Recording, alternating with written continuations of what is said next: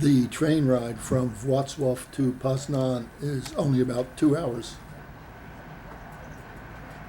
I just arrived in Poznan and I walked from the train station to the Palm House, which is one of Europe's largest greenhouses.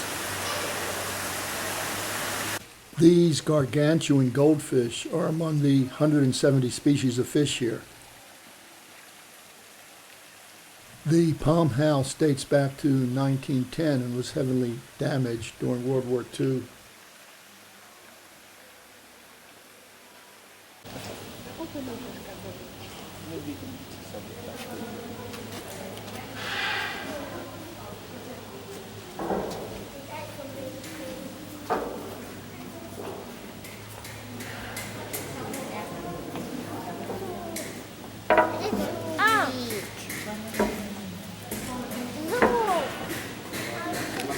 Well, I finally arrived at the apartment in Poznan after climbing 3 flights of stairs, following directions. The key was in this little box. The code worked and I opened the door.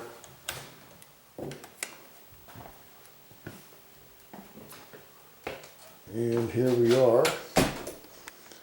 This is the kitchen. Let's see. And this is a living room, I suppose, with a TV, a clock that doesn't say the correct time. And here is one bedroom.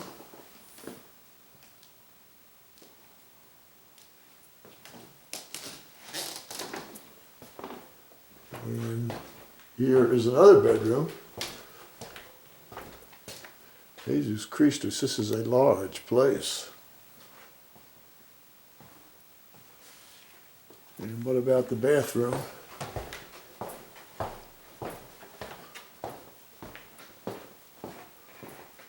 Here's a bathroom, it's got a washer.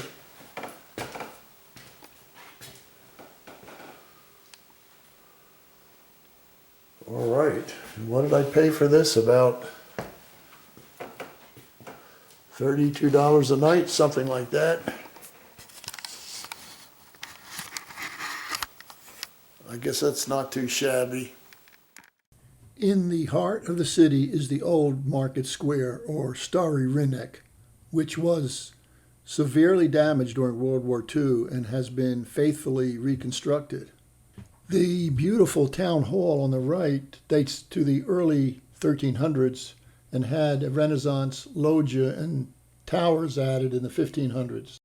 The beautiful row of townhouses were once called herring shops and were homes to merchants who, in the arcades, had stalls for fish, salt, candles, etc. Evidently, on this side of the main square, a beautiful cloth hall used to stand before World War II. And now we have these 2 bland concrete buildings. One is a contemporary art gallery and the other is a military museum. Oh, the cold, the rain, and all this construction does not make it a lot of fun walking around the market square here.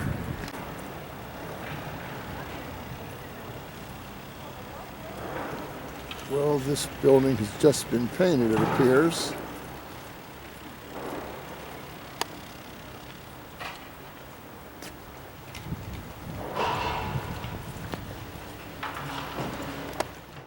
Around the other side of the building is a Bamber peasant girl carrying jugs used to make wine. The Bambers were poor Catholic peasants who came from Bavaria. There is a fountain and sculpture at each corner of the square. Only this one of Proserpina is the original and dates from 1766. Proserpina was the goddess of grain and agriculture and is here being shown abducted by the god of the underworld. 3 palaces once stood on the town square. Behind me is the Miozynski Palace, which was built in the late 1700s, completely destroyed during World War II, and reconstructed in the 1950s. This is another palace, one of the most majestic buildings on the square, also from the late 1700s. On the triangular tympanum above the windows, one can see the crest of the Miozynski family. Above that is a pediment. On the left side, we see a relief of Roman soldiers on a parade with a chariot. On the right side are Roman soldiers leading a bull and 2 prisoners for a sacrifice. And at the top is a pelican flapping its wings ready to take off, a symbol of devotion and sacrifice. The 2 openings on the ground floor once served as gateways for the carriages of the nobles. Today, the building houses a branch of the public library.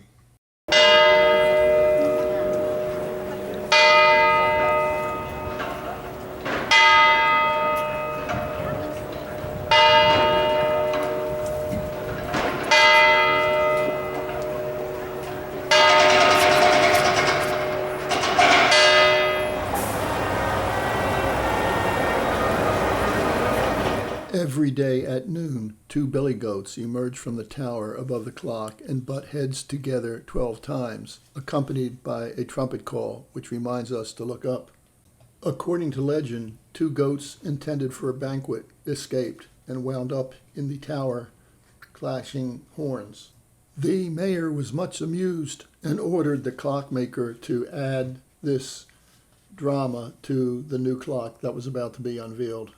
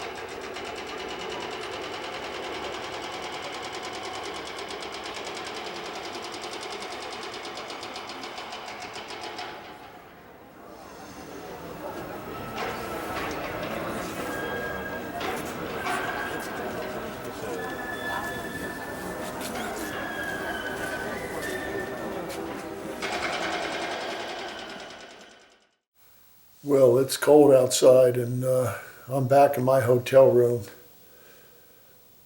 You know, the first week with Angloville is a very, very social experience. But now that I'm walking on my own around Poznan, it's a solitary experience. I mean, it's very, very unusual you would have an encounter with somebody in any discussion of any substance.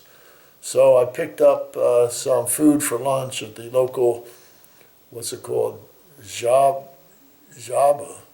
store, and I'm going to have some sushi, banana, a roll, and some mango and carrot juice, I believe it is. Cost me about 20 zloty, which is about $5. All right. And there in the distance is the lesser Basilica of St. Stanislaus.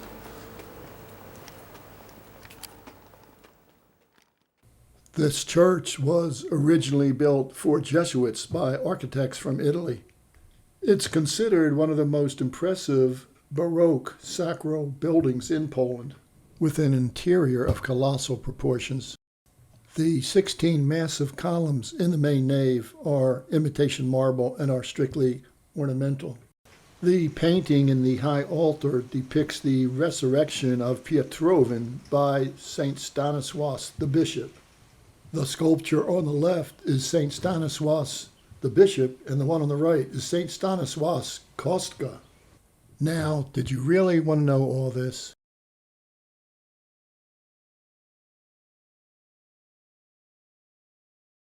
The vault is beautiful and depicts scenes from the life of St. Stanislaus.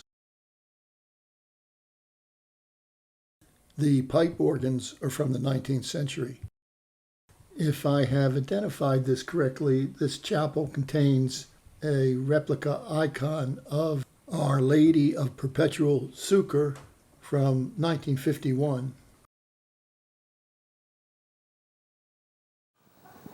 Well, that's the Basilica behind me that we were just in. That was one ornate Baroque interior, wasn't it?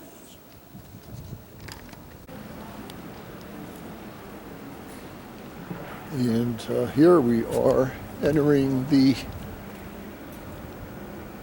street Ulic Żydowski, the Jewish street. This was the Jewish neighborhood, I guess. That is the former Jewish library, which was founded in 1904.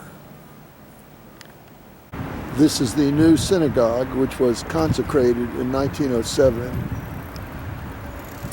During World War II, the Nazis took the building and put a swimming pool in it. It was called a swimagog.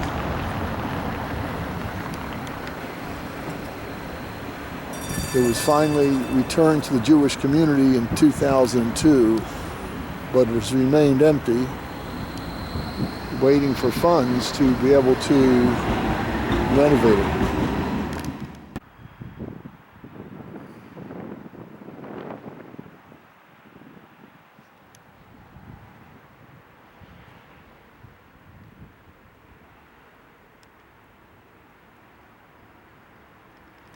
This is a remnant of the original fortifications of the city when it was walled and surrounded by a moat, as were most Central European cities.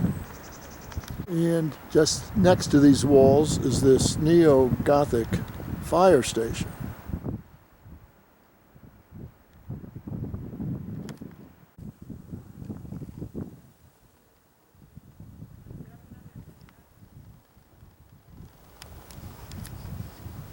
That is a royal castle, totally renovated. Well, the castle has a tower, and that's where I am now, looking down on the town of Poznan. And we're looking right down there at the market square. And that's the street my hotel is on.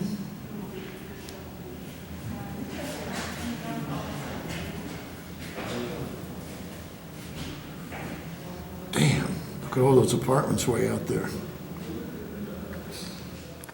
We're now in the Franciscan Church, built around 1700. And if you like Baroque art, you've got it in this place. The church has a Franciscan monastery.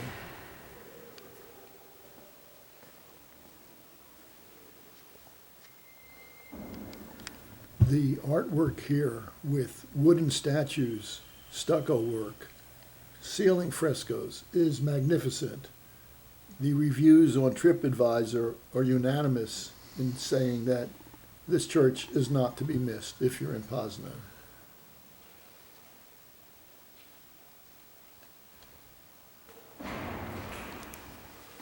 Boy, I get churched out from all this stuff. Now I've entered Noshi Square, this vast square that was once a cultural center of the city and is now the place where demonstrations would occur and whatnot. And I'm walking through the Freedom Fountain, which are two big wings made out of glass.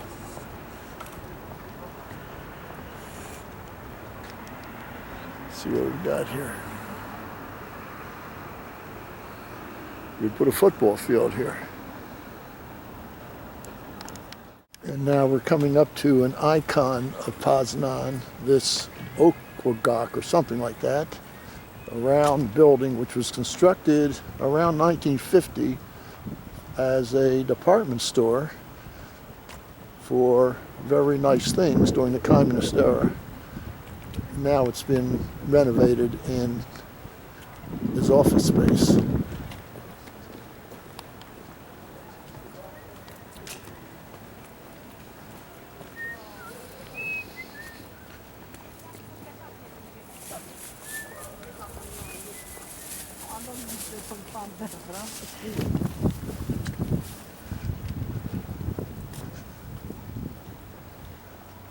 It's 8 stories. It was supposed to originally be 10 stories. And I think we have come to the Imperial Castle behind me. Let's see if we can go inside. This room was the porte cochere, the original entrance to the residence, which enabled horse-drawn vehicles to drive in and let their passengers out. And that marble imperial throne once stood in the throne room of the castle.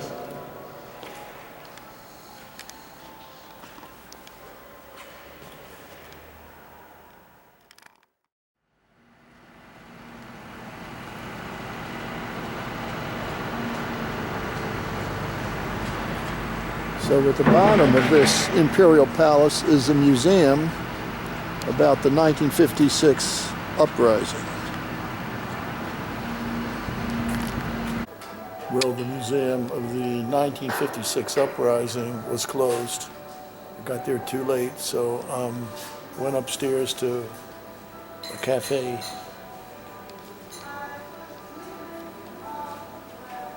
Well, it's Wednesday morning, and I've walked to the Cathedral Island on this cold, windy morning. The building on the left was a psaltery for priests who sang psalms. And there is the cathedral, which we're going to.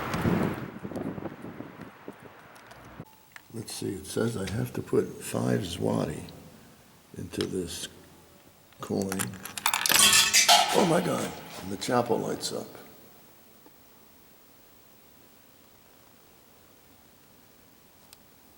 This is the golden chapel that houses the sarcophagi of the 2 first kings of Poland, back I think around the year 1000.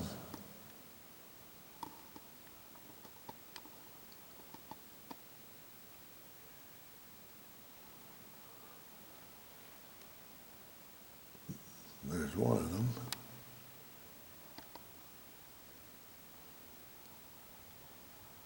And there's the other one. This cathedral is the largest in Poland, and the original one was from the 10th century. It was rebuilt in Gothic style later and was seriously damaged by fire during the liberation from the Germans in 1945. It was restored and reopened in 1956. This is a lavish Baroque pulpit from 1720, I believe.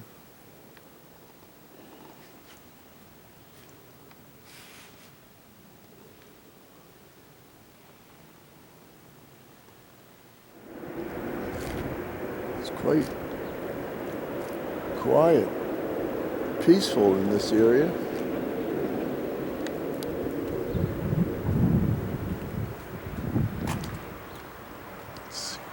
Across the river. Wow. Look at these locks. Wow.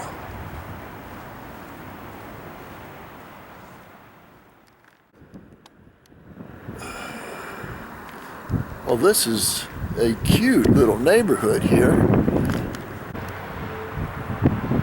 There's hardly anybody on the street. It's such a quiet, fascinating place.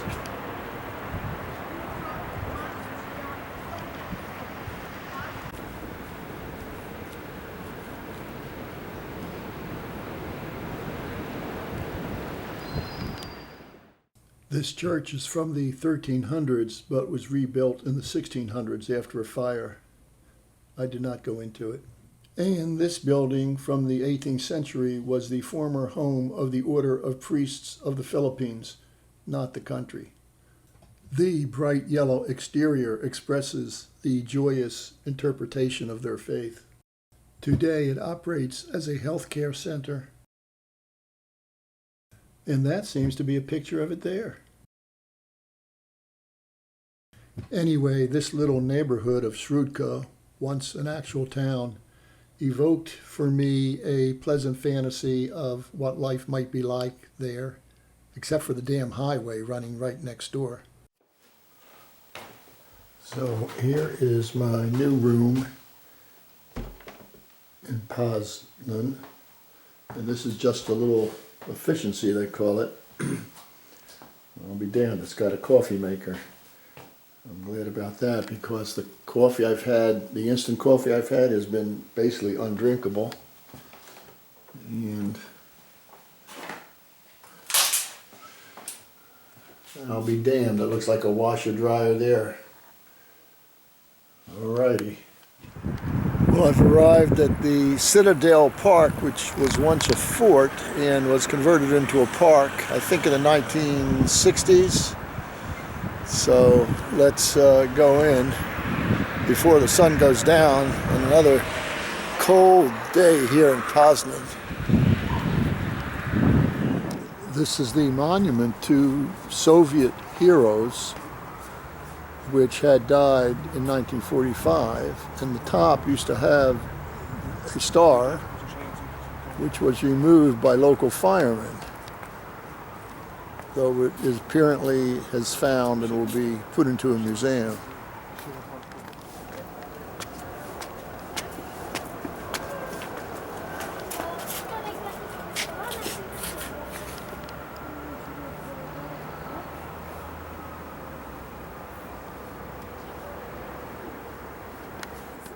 Now I'm at the Museum of Armaments, where there are some tanks and a MiG-15, I believe.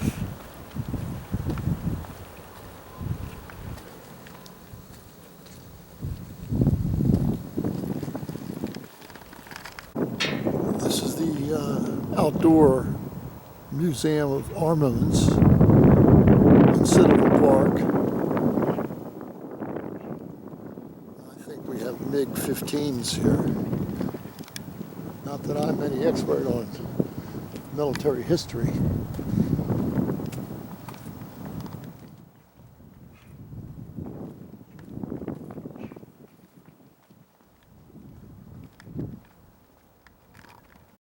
This little stand is called a bike cafe. Well, now that would be a nice job, just to be able to sit there and sip on coffee and read whatever you like, look out on beautiful scenery. In season, these terraces are blooming with roses. I wonder whether people ice skate here when the lake is frozen. What the? Oh, it looked like a herd of elephants from the distance, here in the middle of this park. But it's not a herd of elephants at all. It's a bunch of people without any heads. What the?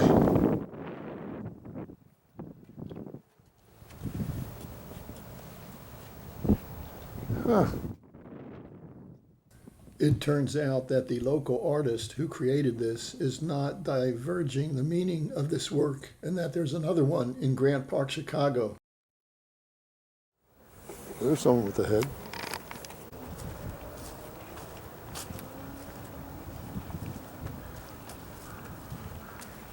There are 112 figures in all. This monument, the so-called Bell of Peace and Friendship Among Nations, was erected in 1986. The bell is embossed with a dove. There's a big area down there where people are walking their dogs. And I think the sun is going down. It's time to head back. And that is Poznan's only wooden belfry from the 1600s. So, having spent 3 days in Poznan, tomorrow I'm off for my final destination, Łódź.